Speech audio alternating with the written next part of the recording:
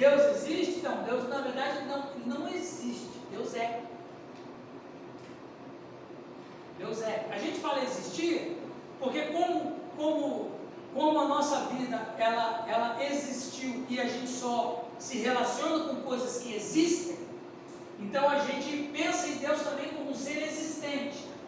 E Deus não vai ficar bravo com a gente porque a gente fala que Ele existe, porque Ele tem, mas Ele é. Então o ser humano é feito à imagem de Deus, desse sentido. Assim também eu tenho uma dificuldade muito grande, e vocês já ouviram isso, talvez alguém até já pregou isso, mas eu tenho uma dificuldade muito grande em dizer assim que Deus é infinito. Quantas pessoas já ouviram isso?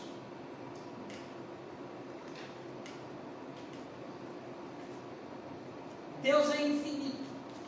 Eu tenho muita dificuldade de falar que Deus é infinito, porque o que é algo infinito?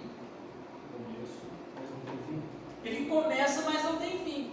Ora, se Deus é infinito, alguém criou Deus.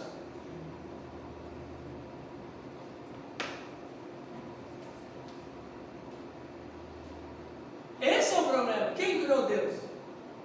Ele é autoexistente, então ele não é infinito. Mas o conceito de infinitude é não teve começo e nem fim. Mas foi assim que eu aprendi. Mas se você vai falar o que é infinito? Não tem fim. O número é infinito. Outra questão que fala errado é o universo é infinito. Não, o universo não é infinito, ele é finito. Ele é absurdamente fora das proporções da capacidade humana Mas o número é infinito, mas tem um zero. São coisas, questões sobre Deus que a gente precisa aprender para a gente se relacionar melhor.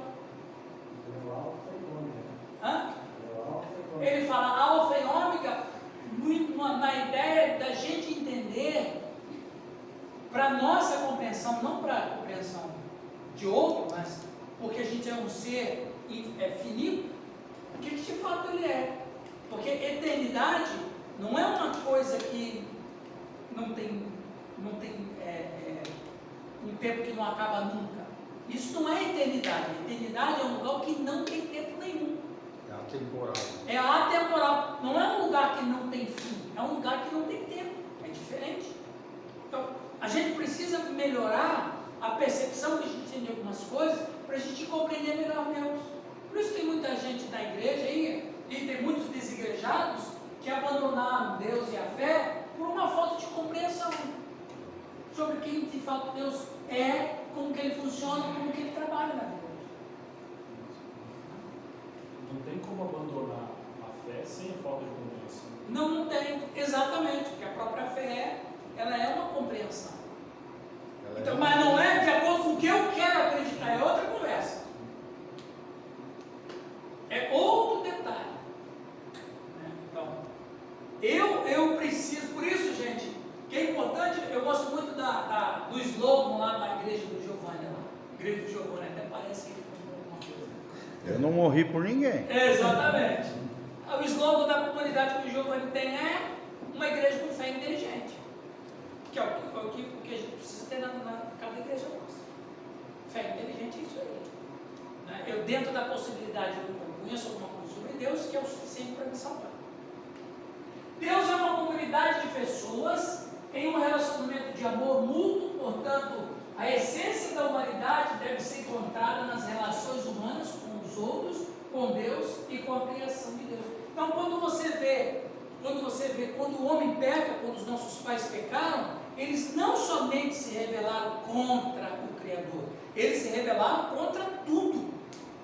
Não somente contra o Criador, mas também contra a própria criação. A criação ficou tão abalada que a própria criação, ela está gemendo, Paulo vai dizer, em Romanos 2, que a criação está gemendo, precisando ser restaurada, porque há uma ruptura total e geral. Há uma necessidade de que a gente possa, por exemplo, a gente agride a natureza nos agride. Olha as enchentes. Olha os maremotos, olhos de tsunami. O que isso nada mais é do que essa ruptura que a gente tem? Porque a gente perdeu o governo, eu estou falando lá na igreja do Oswaldo. Por que a natureza agride a gente, mata a gente? Porque a gente perdeu o governo sobre ela. Ela está rebelde a nós. Gênesis 1:26, o que diz? Façamos o homem conforme a nossa imagem e semelhança, tenha ele domínio sobre os peixes do mar, as aves do céu, os animais que rasteiam sobre a terra. O que aconteceu com esse domínio que a gente tinha? A gente perdeu. Como a gente perdeu esse domínio sobre a natureza está rebelde com a gente. E a natureza, de uma maneira muito direta, nos culpa por ela sofrer. É Paulo que vai dizer isso em Romanos 8. Romanos 8, obrigado. Romanos 8. Em Romanos 8, Paulo vai dizer isso. Que a natureza está querendo a nossa conversão para que ela se encontre em paz. E o que você entende que é essa manifestação dos filhos de Deus? É exatamente, João 1,12. O que está escrito em João 1,12? Mas a todos quanto receberam, deu-lhes o poder de serem feitos filhos de Deus. Quem são os filhos de Deus? São os seres humanos que quebraram a rebelião contra Deus e voltaram para Deus. Ou seja, a natureza só pode ser redimida se o ser humano que caiu se conectar com o Criador da cabeça. Então tu não acredita que ali é uma perspectiva escatológica, por exemplo? Não. A escatologia, ela é um elástico. Porque ela existe e vai ser absolutizada. Então, dentro desse princípio escatológico, a escatologia, as últimas coisas já começaram quando Cristo subiu ao céu. Então a gente já está na escatologia. O problema é as pessoas pensarem que a escatologia é o fim quando Jesus volta. Não, a escatologia começou quando Jesus falou assim: eu verei isso lá em casa. Então começa lá. Então a escatologia, ela começa em Atos 1. Então, a conversão dos filhos de Deus acontece na escatologia. Então, é isso aí mesmo, nós estamos na escatologia. Então, os filhos de Deus se manifestam quando? Na escatologia. É isso aí. Então, tu crê que é uma referência à conversão? É uma referência à conversão. Porque o homem só pode se tornar filho de Deus com conversão a Cristo. Quando é que é essa conversão a Cristo? Na escatologia. É o início da escatologia. É o início da escatologia. A experiência humana. Né? A experiência. Aí é como eu sempre falo, eu não sei se eu falei na sua igreja ou no Renato, que na verdade não vai existir fim do mundo. Eu falei aqui, eu acho que ano passado. Né? Falou lá na nossa. Falei isso, falei na tua igreja. Na verdade não vai existir fim do mundo. O que vai existir é o fim da história caída. Que começou lá no Éden. A história caída começou lá. Então Deus escreveu uma história perfeita. Como a gente caiu, a gente criou uma história paralela. E a história paralela é a história da queda, que ela vai acabar quando Jesus volta. Então não é fim do mundo, é o fim da história da civilização caída. Então a escatologia começa quando Cristo está para o céu. Olha, eu estou indo, mas eu vou voltar. A partir de hoje vocês ficam me esperando. Não foi isso que ele falou quando ele falou: fica em Jerusalém. Alguns não acreditaram. É a mesma palavra dele para hoje. Ok, meus irmãos? Mas foi boa essa questão da escatologia. É bom a gente dar uma fala assim, porque as pessoas pensam mal. Não, essa perspectiva eu nunca ouvi, por exemplo. Nunca ouvi. Sempre era relacionada, eu acredito, a parousia, que é relacionada ao arrebatamento, a parousia, a manifestação. Começa, ou então uma referência ao milênio, a restauração de todas as coisas. Se você vai estudar. Eu creio que é ou um ou outro, entendeu? Então, mas aí você vê que o Jesus já anunciou a escatologia. A história do mundo começou a acabar. Não, mas é interessante essa tua perspectiva, porque realmente, né, a escatologia começa a partir, na experiência humana, a partir do novo nascimento. Então, Cristo subiu, acabou, começa ali. Cristo subiu os céus, o relógio de Deus começou.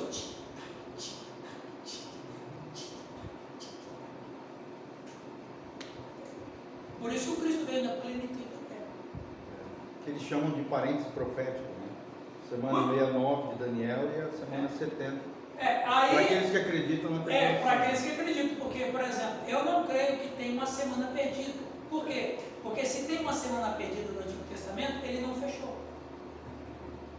Se o Velho Testamento não fechou, entra em crise com o Novo Testamento, porque Lucas 16 vai dizer: a lei e os profetas figuraram até João. Desde então vem sendo anunciado o reino de Deus. Então, se tem uma semana perdida, tinha um professor aqui, um amado. Pensa um cara amado depois do Giovanni. Ele era muito mais amado ainda. Você conheceu o pastor José Ora? Cara, pensa um companheiraço. Hoje ele está no Canadá, já está aposentado, ele é filho de missionários ingleses, então cresceu no Brasil e tal. Ele é premilenista roxo. Aí eu sempre ficava cutucando ele me cutucava. Aí eu falava assim: pastor José, se tem uma semana para acontecer, o Velho Testamento está em vigor. Não. Aí eu tirava ele da santidade. Aí de amor ele se transformava em juízo. Mas é para a gente pensar. Continuando. Esses relacionamentos são repletos de poder transformador. Então, quando a gente passa a se relacionar com a Trindade nos envolve. A gente vai falar disso aqui ainda, mas eu só vou adiantar. Quando o homem recebe a Cristo, quem vem morar no homem? A Trindade.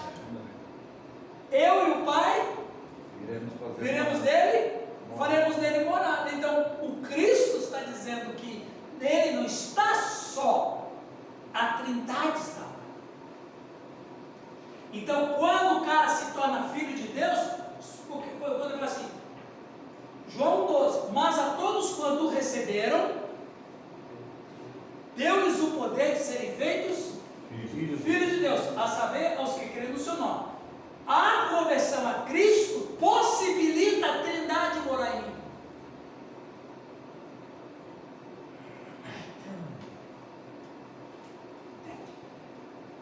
Então, a Trindade, lembra que a gente sempre fala, e é um problema desde sempre na igreja evangélica brasileira, e os pastores, vocês com certeza pregaram sobre isso, ouviram pregação sobre isso, quando eles dizem, muita gente recebe a Cristo como Salvador, mas não recebe a Cristo como Senhor.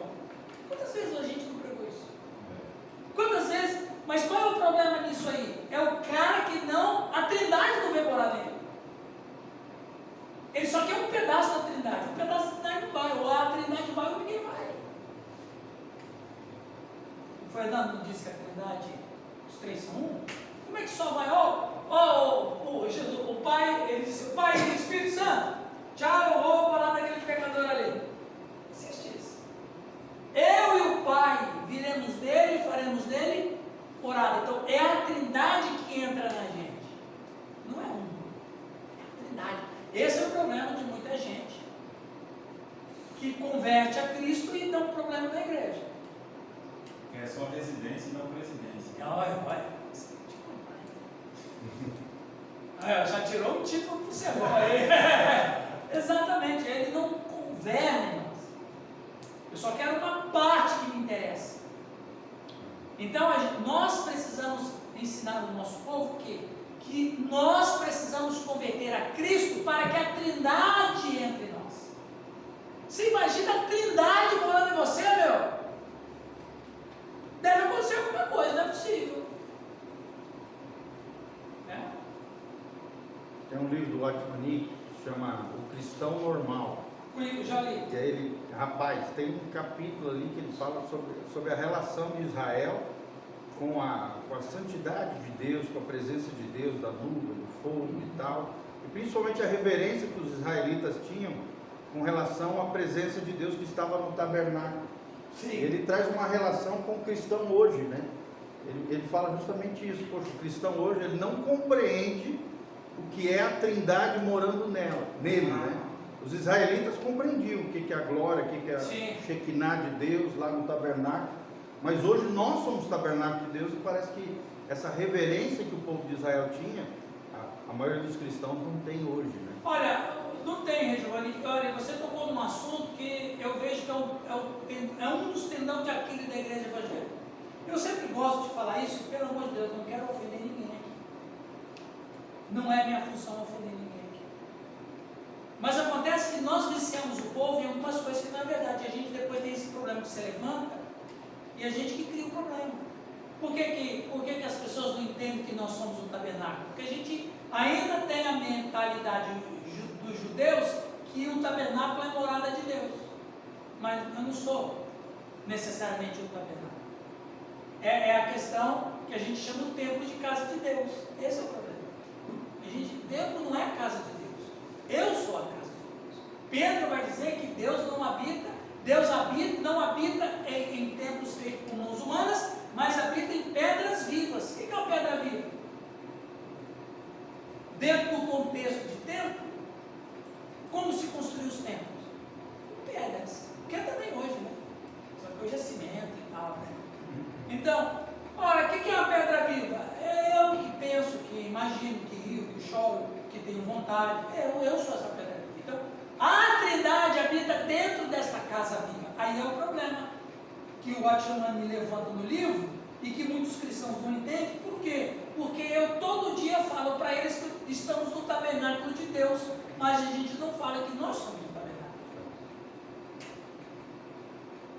Deus. Eu sei que os irmãos falam isso.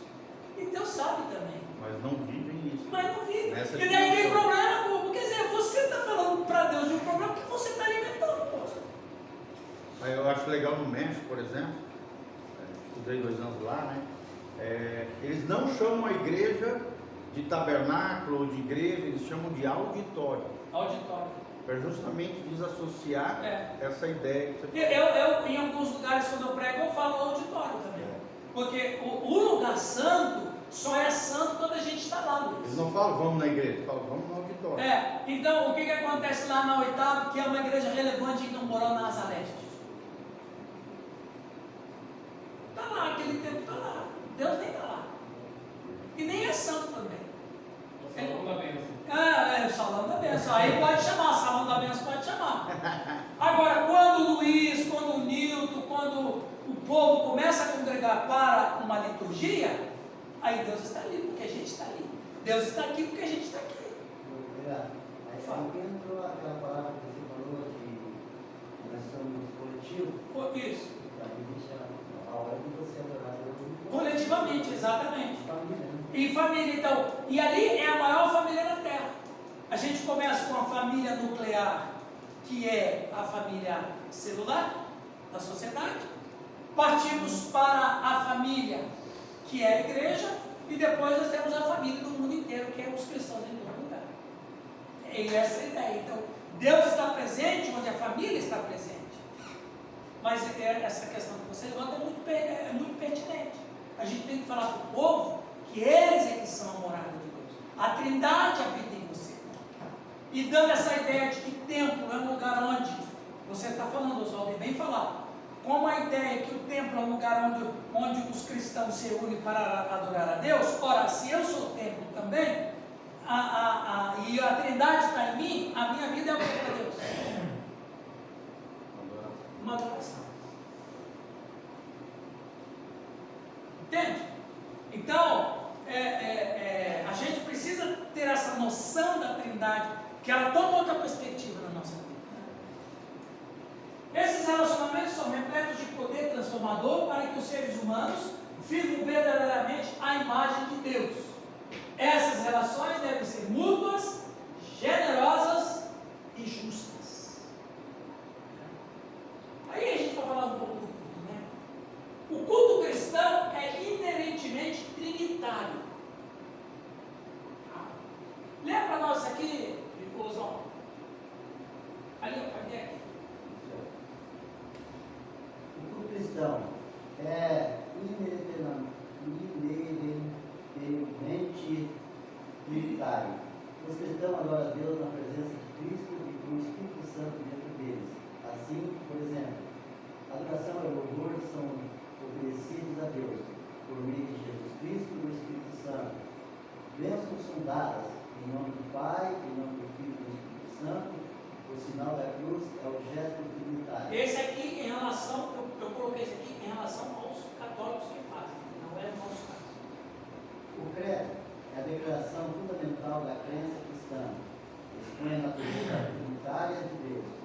O batismo é realizado em nome do Pai, do Filho e do Espírito Santo. Exatamente. Então, o que acontece? O culto cristão, ele é um culto trinitário. Tudo que a gente faz no culto, e a gente nem percebe isso, porque a gente está no piloto automático.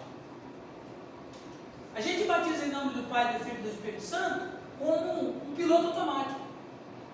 Seja derramando, ou seja imergindo, a gente fala, mas, você está falando que a Trindade está ali.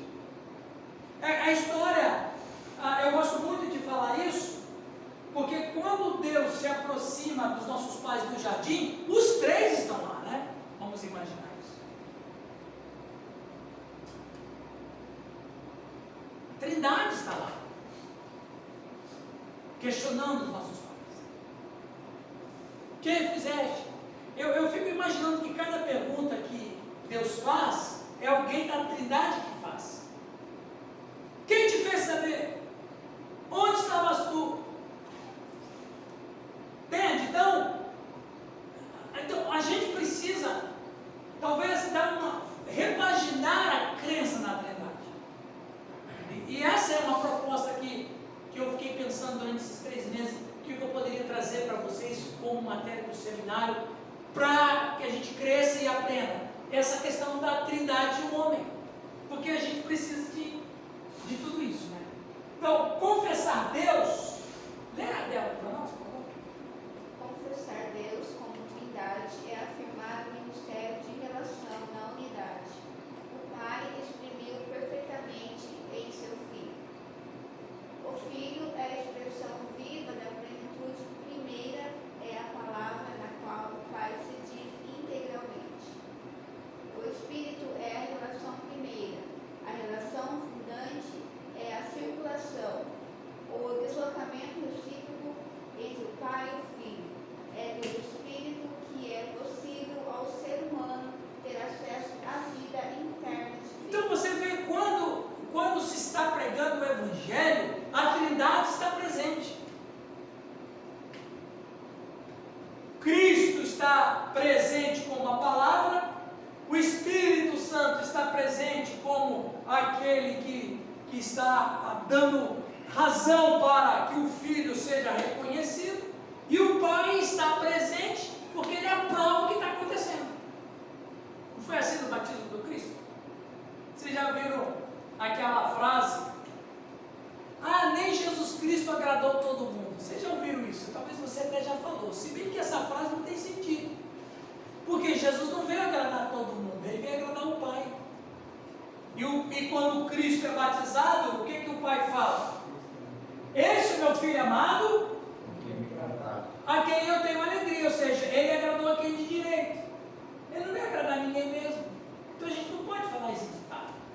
Nem Jesus Cristo agradou todo mundo, ele não veio agradar todo mundo mesmo. É uma desculpa que a gente tem para que as pessoas, para a gente aceitar a nossa rejeição.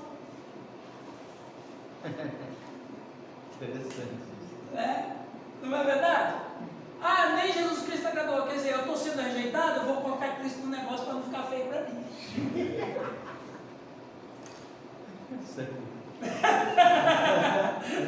Olha, uma vez uma pessoa perguntou para mim assim, mas quando você aguenta tomar conta do treino, faz tanto conversa, eu não estou lá por causa dele, eu estou por causa de Deus.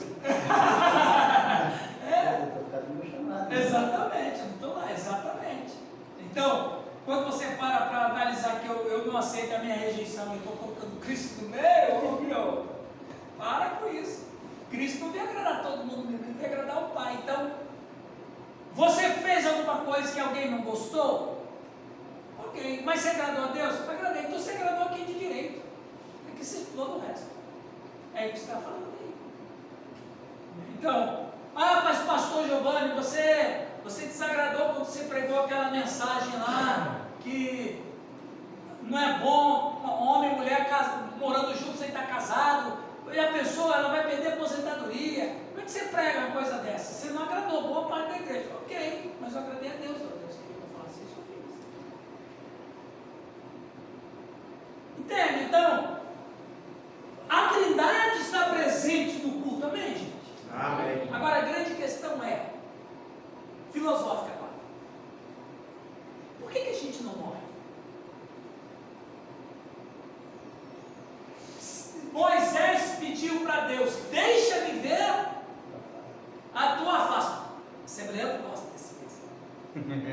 Deixa-me ver a tua face. E o que Deus falou para Moisés?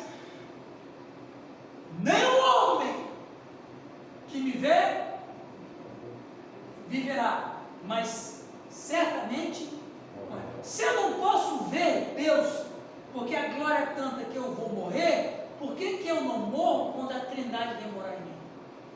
Tem uma coisa aí. E aí, filosoficamente, você vai ver que o infinito não cabe dentro do finito.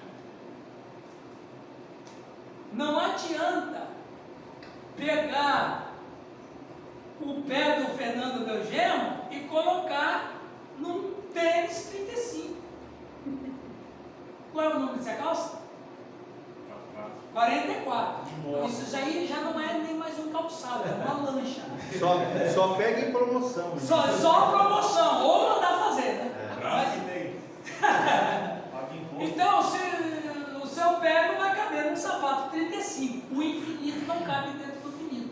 Como que Deus, a Trindade poderosa, cabe dentro da gente e a gente não morre? Por uma razão, a Trindade entra dentro de nós disfarçada. São os atributos de Deus aqui. Vamos falar, Lutero dizia, o homem usa uma máscara para se esconder, Deus usa uma máscara para se revelar. Põe a mão no coração quando falar deste homem.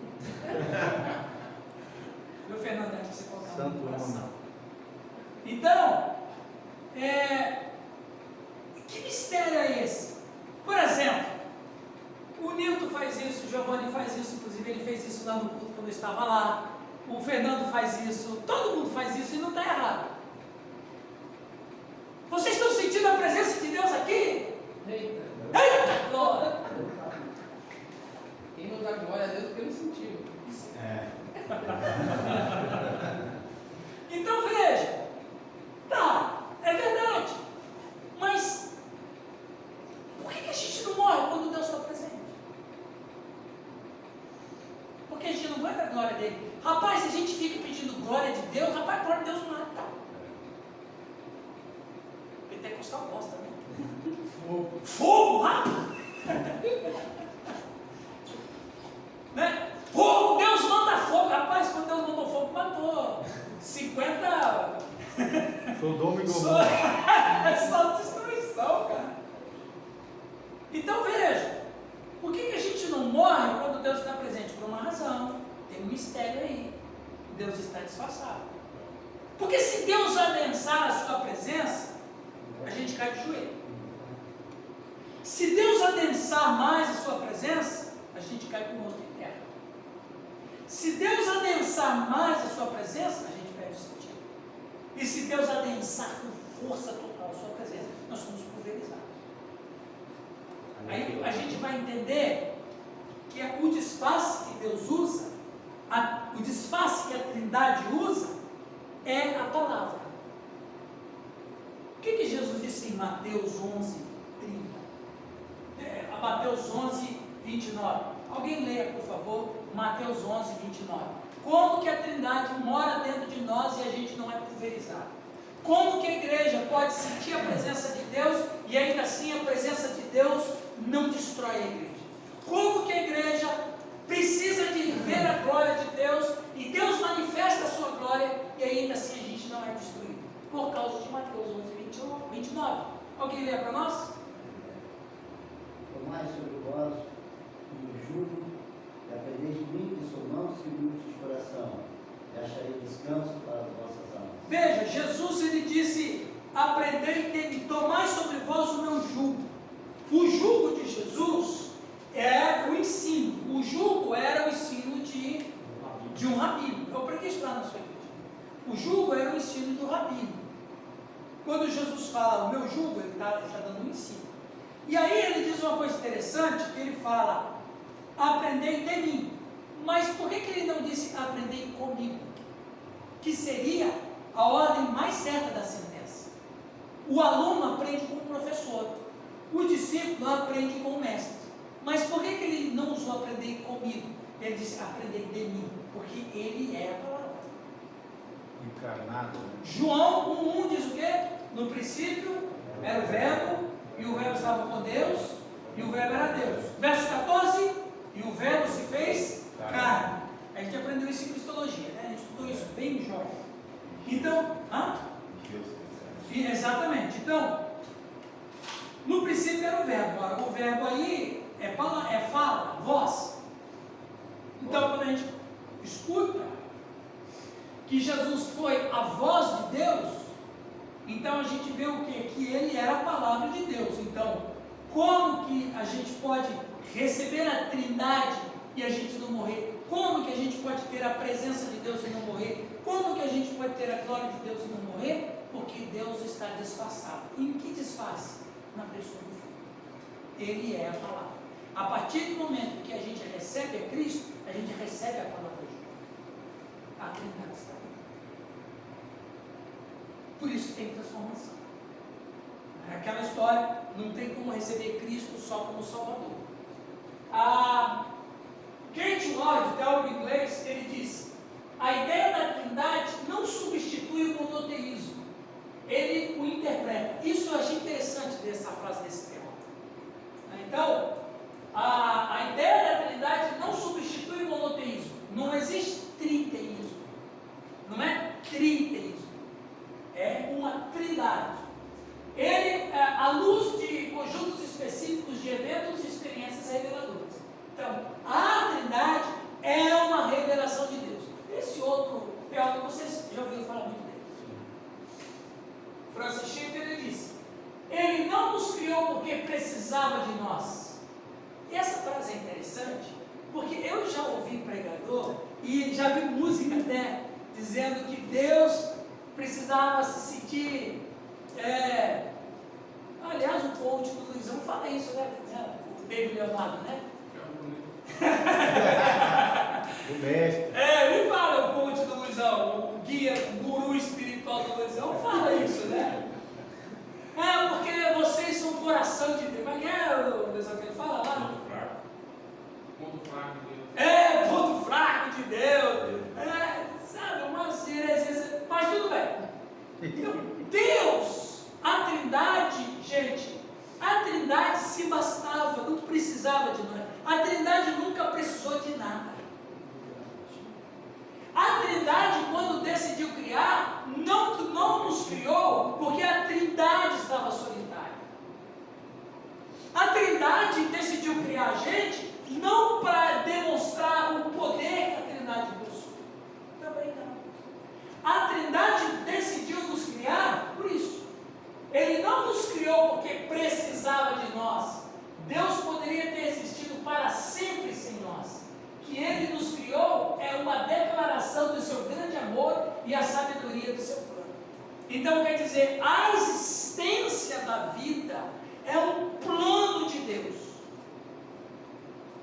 A existência da vida não é a Trindade provar que ela pode. Não é a Trindade dizer que se sentia solitária. A existência era o plano da Trindade, que foi Deus que nos ofertou o presente da vida. E como é bom viver. Entende, meus irmãos? Então, a partir do momento em que a Trindade criou o homem à sua imagem e semelhança, e fez a criação para que ela retornasse a Ele a adoração, essa adoração foi quebrada pelo pecado. Vamos falar um pouco mais disso aí. Aquilo é um cachimbo na mão dele?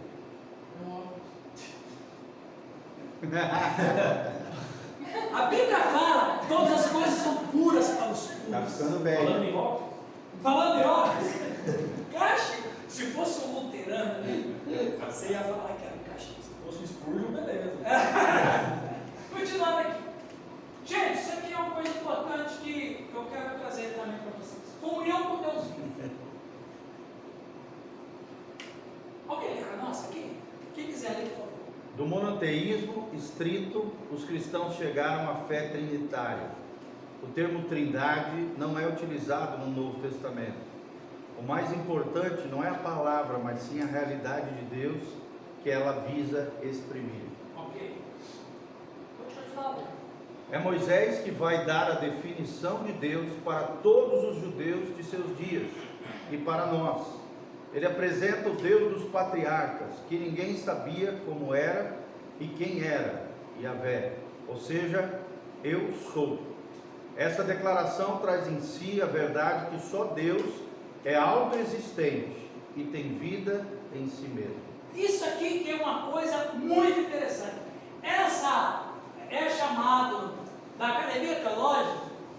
Alguém se lembra como é chamado essas 4 letras? Tetragrama. O tetragrama sagrado.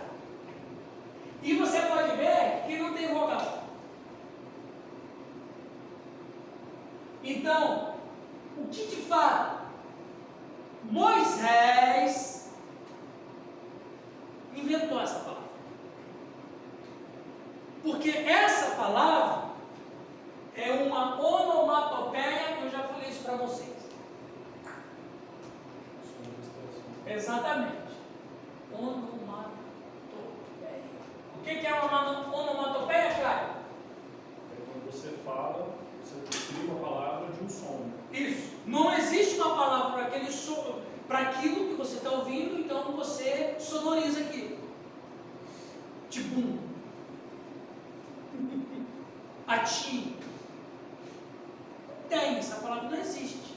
A gente cria a onomatopeia disso aí. Quando Moisés, agora Moisés ele não é ateu. Agora ele era ateu. Quando Deus começa a falar com ele, ele vai para o paganismo, desperta nele o paganismo. Deus apresenta para Moisés que no primeiro momento, Moisés é ateu. Deus vai falando com Moisés, no segundo momento, Moisés é um pagão. Já melhorou, né? O pagão já está crescendo. Porque Moisés fala bem assim: eu vou lá pregar para os anciãos de Israel, e eu vou chegar lá e vou dizer o que para eles? Qual é o seu nome para que eu possa anunciar aos anciãos de Israel? Ora, só um pagão perguntaria isso. E Deus fala o que para ele, Fernando? Eu sou. Moisés não entende o que está sendo falado. Porque veja, nós estamos falando de um homem de 80 anos. É duro, né? 80 anos, né? Não parece um pastor da Bola de Neve agora? Olha, nós estamos falando com um homem de 80 anos. Ele já está pensando que já está aposentado. Igual o Nil. Ele já está para lá de Bagdá. Aí, acabou contigo. Mas vai casar, né? Então ele está para lá de Bagdá. E daí Deus fala com ele. Ele está escutando um monte de vozes, Fernando. Ele não está escutando um uníssono. O camarada está tendo uma experiência. O cara era ateu. Serviu os deuses Ra e Mute, a esposa de Ra, por 40 anos. Eles nunca falaram com Moisés. Eu fico bravo com pastores que pegam. Sofia me chama. Aí é sério, aí é sério. Só na cinha. Eu fico bravo com pastores que pregam que Moisés foi rebelde, Moisés foi desobediente, Moisés ficou dando desculpa. O camarada fazia 80 anos que nunca nenhum Deus falou com ele. E o camarada era ateu nos últimos 40. Mas aí o Giovanni quer que o Moisés escutou a voz de Deus como se Moisés e Deus Os chegaram. o cara está morrendo de medo. Aí ele escuta um monte de vozes. Não é uma, são várias vozes. Ele está morrendo de medo. Quando ele pergunta qual é o seu nome, o que ele escuta?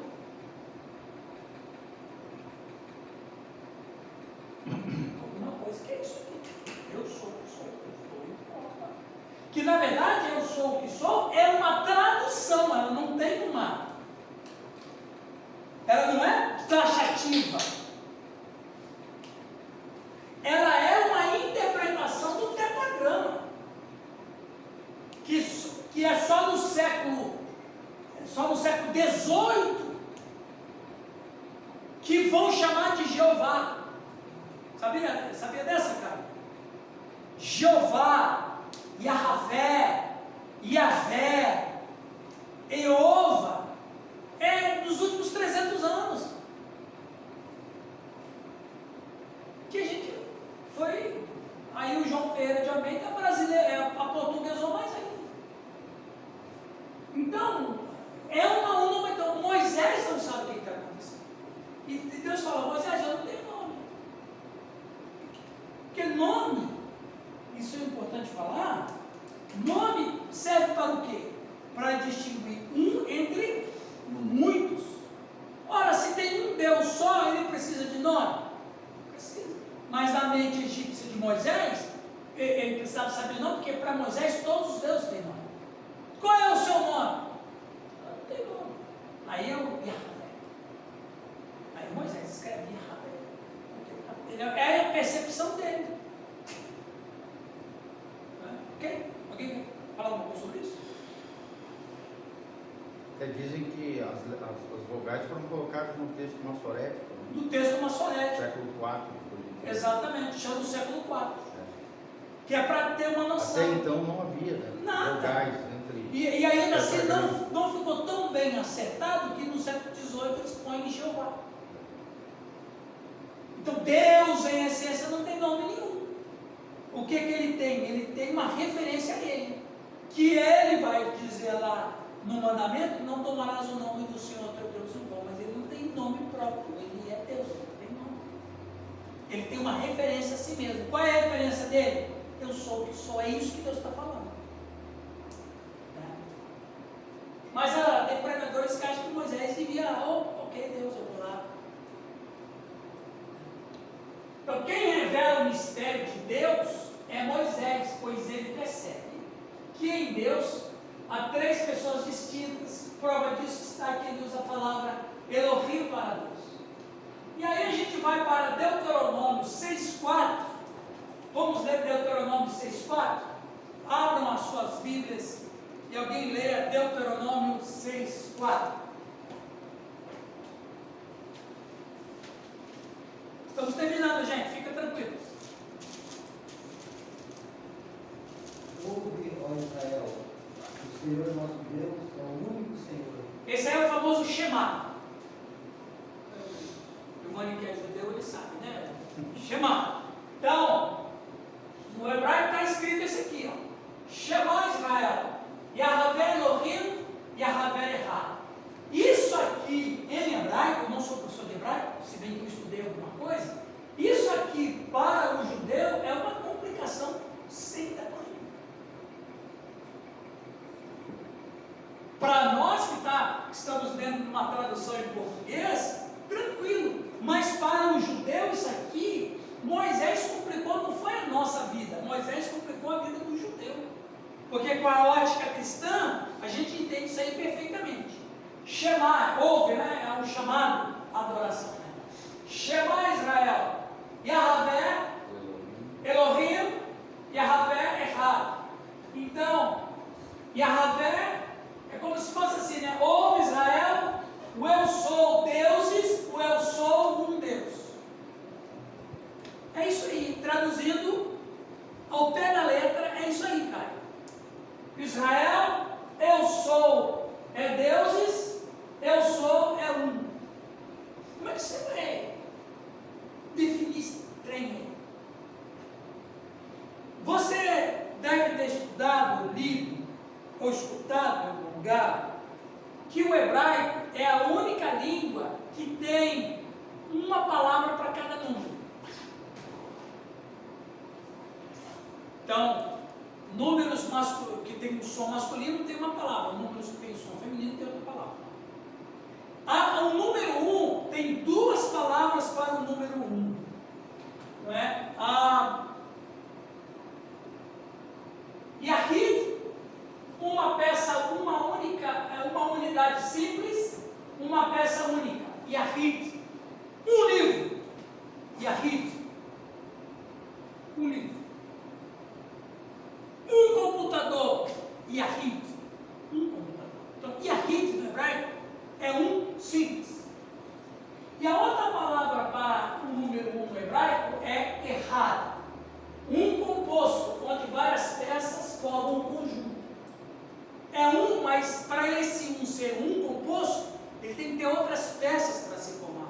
Por exemplo, um cacho de bananas. Quantas bananas tem um cacho? Várias bananas. Mas são quantos cachos? Um cacho. Quantas uvas tem no cacho de uvas? Dezenas de uvas. Mas você identifica como um cacho. A palavra em Deuteronômio 6,4 é errado. Errado é um composto. Elohim é plural. Elohá é singular. Elohim é plural. Ouve Israel, o eu sou é deuses, o eu sou é um. O que ele está dizendo? Isso aqui, ó. Ouve Israel, o Senhor, nosso Deus, é o único errado Senhor. O que ele está dizendo? Que Deus é um, mas são mais de um. Por isso que Elohim tem sentido em errado. Vou repetir. Por isso que Elohim tem sentido errado. Se Elohim estivesse aqui e Yahweh estivesse aqui, dava conflito. Mas aqui é plural, aqui é um composto plural. Então, o que Moisés está dizendo aqui? Que Deus é um composto.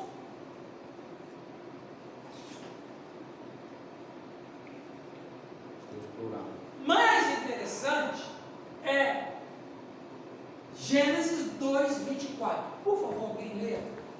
Gênesis 2:24. O que diz lá?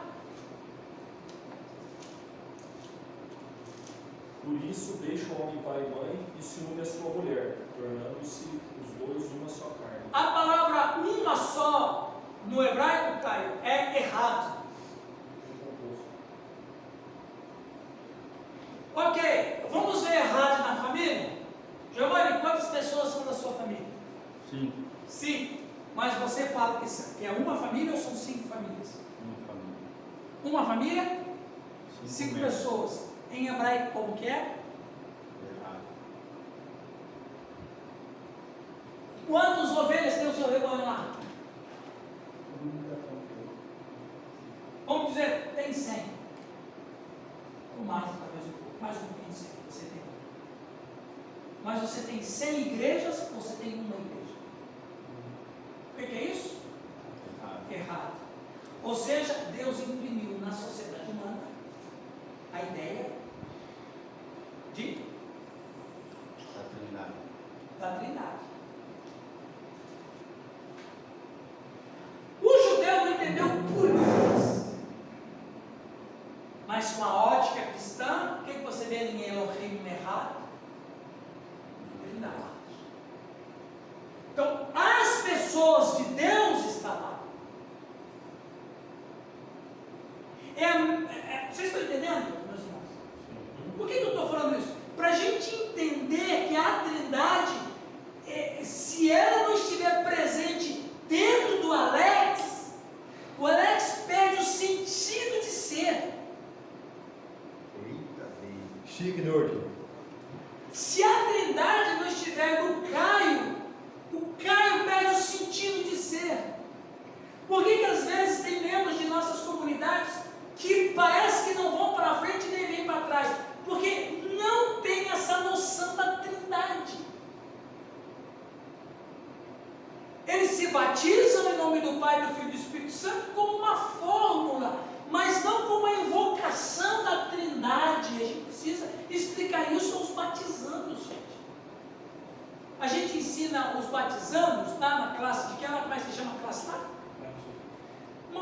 A gente tem a classe de batismo nas nossas igrejas, a gente passa para eles a fórmula, mas a gente não explica a essência do negócio.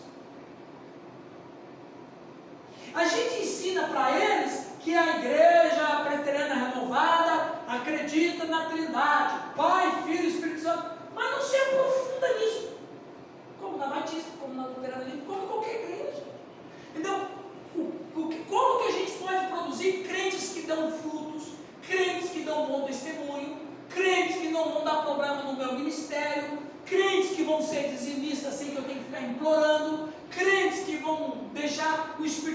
manifestar os seus dons quando a gente ensina para eles o que é correto sobre a Trindade.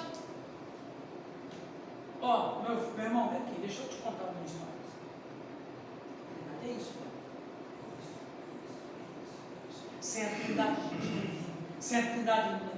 Inclusive, no próximo encontro, eu vou trazer as apostilas para vocês. É muito jóia a apostila que eu fiz para vocês. Ensina ela nas suas igrejas. Põe o povo. Pode ser na escola dominical, se você tiver. Pode ser na célula. Na célula talvez é até melhor, porque a célula, na escola dominical, se você tem 100 membros da tua igreja, na escola dominical vai uns 40. Mas se você... Escola boa, pujante. Agora, se você tem célula e a sua igreja tem 100 pessoas, você vai ter quase 100 pessoas. Ou até mais em algumas igrejas, porque tem os visitantes.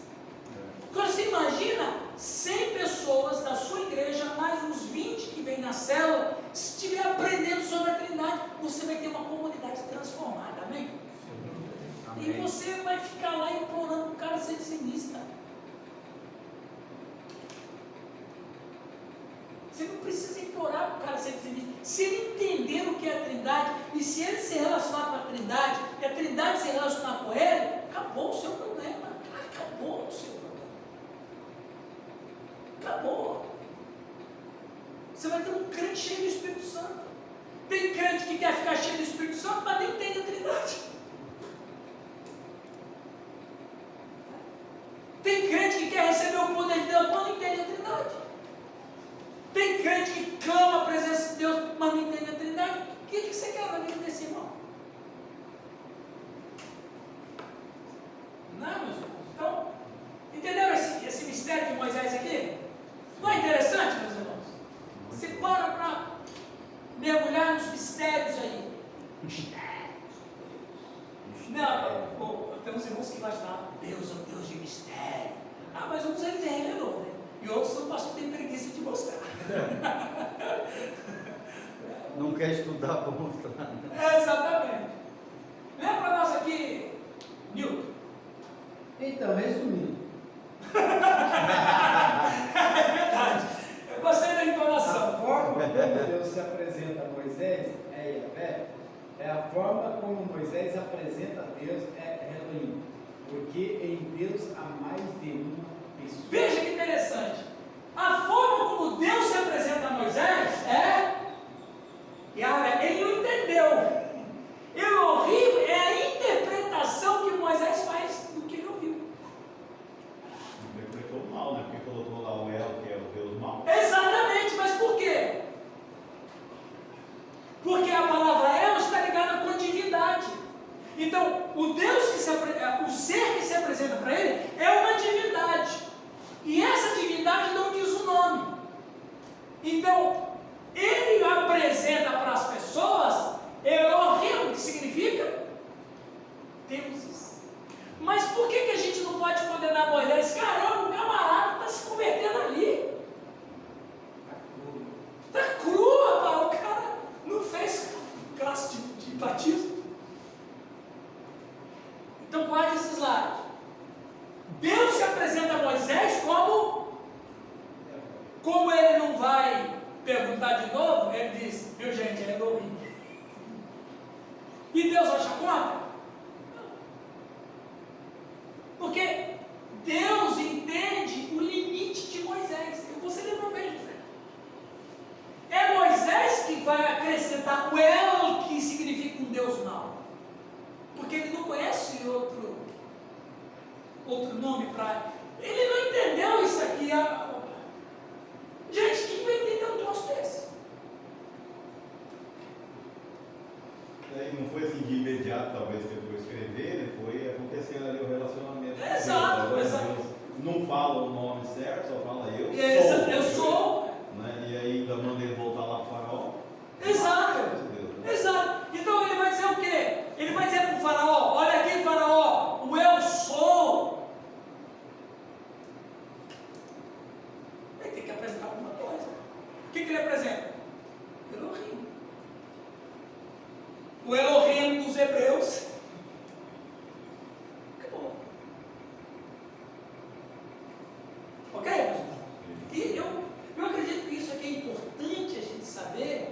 saber para a gente mudar a nossa vida e também mudar a perspectiva da nossa comunidade.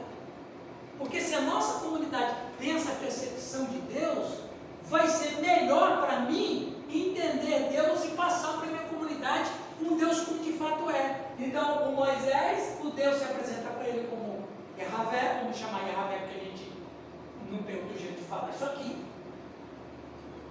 E Moisés fala, entendi, Elohim. Então é como se ele falasse assim, Luiz, o senhor me permite chamar o senhor de Elohim? Eu não entendi.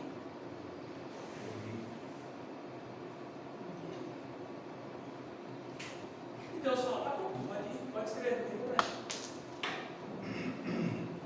É isso aí. Ok, isso aqui a gente vai ver no próximo encontro. Isso aqui vai longe também. Isso aqui vai muito longe. Se alguém tem uma pergunta, por favor. Eu tenho formação católica, né? Aham. Há algum problema de fazer o Pai, o Filho, o Espírito Santo? Olha, Eu sou convertido, tudo. Mas... sim. As origens do sinal da cruz, ela não tem uma origem definida de onde veio isso.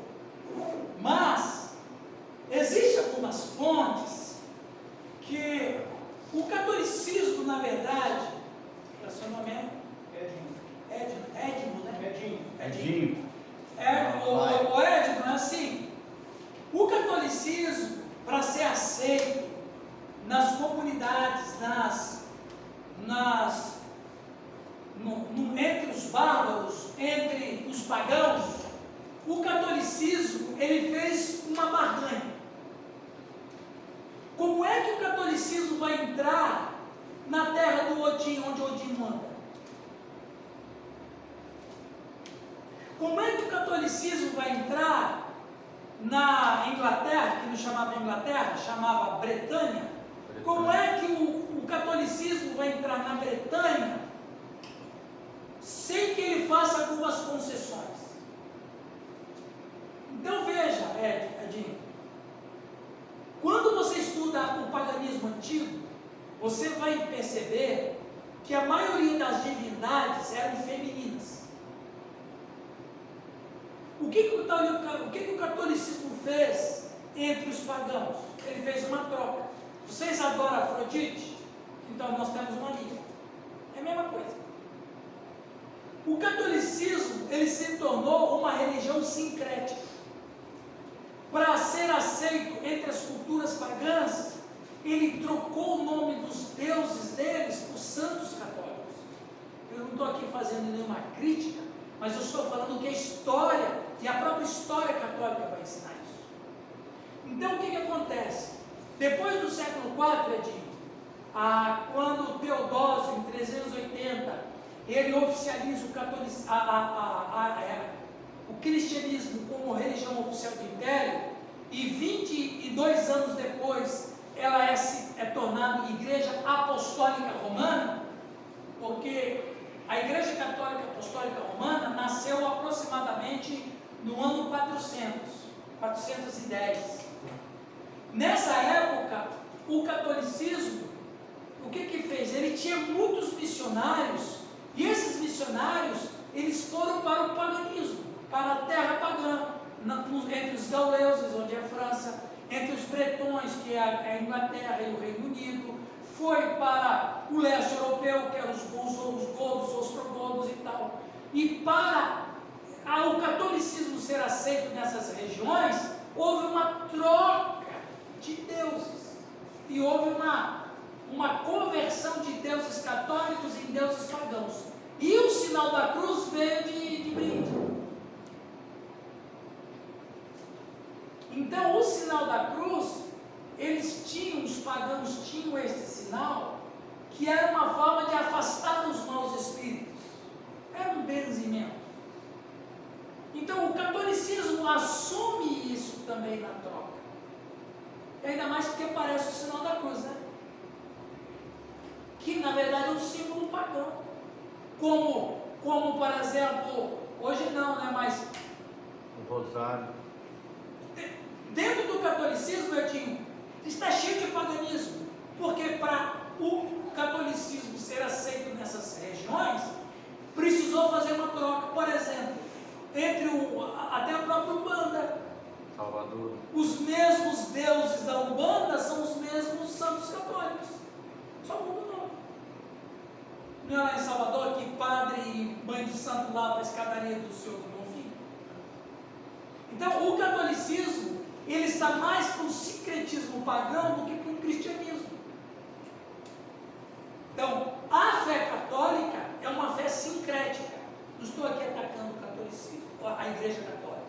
Eu estou aqui fazendo uma análise histórica, teológica do que é o catolicismo. Então, o que o catolicismo oferece para os católicos? Uma fé sincrética, que não é uma fé genuinamente bíblica. Tem muitas crendices católicas que são crendices pagãs. Então, no passado, de coisa de 1000 anos atrás, 1200 anos atrás, o camarada podia ir numa região pagã que ia encontrar os deuses católicos lá, os santos católicos lá, com outros nomes. Então, o que o catolicismo fez? Ele não evangelizou o mundo, ele cristianizou o mundo. Qual é a diferença entre evangelizar e cristianizar? O cristianizar é levar uma fé católica, e o evangelizar é levar a palavra de Deus como o único meio de conversão e salvação do pecador. Então, a mensagem da igreja é uma mensagem evangelística. A mensagem do catolicismo é uma mensagem cristianizada, não evangélica. Então, o sinal da cruz veio no pacote, entendeu? Mas se eu for no meio, por exemplo, católico, essa Santíssima Trindade, Pai, Filho e Espírito Santo, se eu fizer, não tem problema. Não tem problema em relação ao outro, mas pode ser que você tenha uma crise por você saber a verdade. Enquanto você não sabe a verdade, é isso aí mesmo. Mas agora, sabendo o que significa isso, de onde veio isso, até mesmo como o pastor Giovanni fala, o terço é uma herança pagã. E os islâmicos têm até hoje. E mais, a missa é também uma questão de pagão, porque missa, sabe o que significa missa? Sacrifício sem sangue. Cada missa é um sacrifício do Cristo. E de acordo com até a própria Bíblia do Antigo Testamento, todo sacrifício para ser válido tem que sangrar. Como é que você faz um sacrifício que não tenha sangue? Que é a abominação. No Antigo Testamento não poderia oferecer a Deus carne de animais sufocados. O que é um animal sufocado? É um sacrifício sem sangue. Então, a gente precisa tomar cuidado com o catolicismo, porque o catolicismo, por mais que ele tenha uma roupagem cristã, o seu centro está cheio de sincretismo pagão e práticas pagãs. Então, quando você estuda, você vê essas coisas com muita claridade. Não que não tenham coisas boas. Não, Existem por exemplo, coisas boas. o catolicismo crê na Trindade. Ok, e está certo. Só que eles creem na Trindade, mas eles também creem na Maria. Inclusive, querem alçar a Maria a uma quarta pessoa da Trindade. Não sei se vai ser a Trindade daí, né? Porque a Trindade é 3. Então, o catolicismo, sabe aquele aluno da escolinha do professor Raimundo? Que ele vai acertando tudo. Aí o professor fala, agora é a última para você ganhar um 10, hein? Aí ele responde errado, perdeu tudo. Então, há crenças católicas que é herança boa. A Trindade, Jesus como Deus, A ressurreição. o pecado original, o pecado atual, a ressurreição dos mortos. Mas quando você começa a embrenhar mais, você começa a ver que eles creem na graça infusa, creem na hóstia como um ato de canibalismo, creem que Deus precisa de Maria para efetuar coisas de graça entre os homens. Você vê que você tem que ter um santo padroeiro para poder realizar as bênçãos. Então você começa a ver, quando você está num lugar que você tem que começar a selecionar coisas, não presta.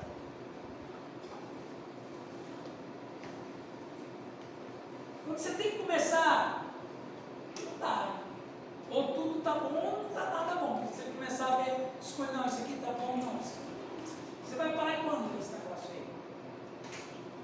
Então, o culto católico, ele é um culto sincrético. Usa a Bíblia, usa o Evangelho, mas depois descamba para o paganismo. Tem um texto, tem a oração para Maria, tem a oração para os mortos, tem oração para santo, tem oração para anjo, tem, sabe? Edinho, aí, como é que fica? Agora, eu não estou aqui dizendo que não tem salvação na igreja católica, não estou dizendo que Deus salva qualquer pessoa em qualquer esfera. Nós estamos fazendo uma análise teológica, doutrinária. Então, dentro da teologia, dentro da questão doutrinária, o catolicismo é uma religião sincrética, mais para o lado do paganismo do que pela fé cristã. E a gente precisa separar uma coisa da outra.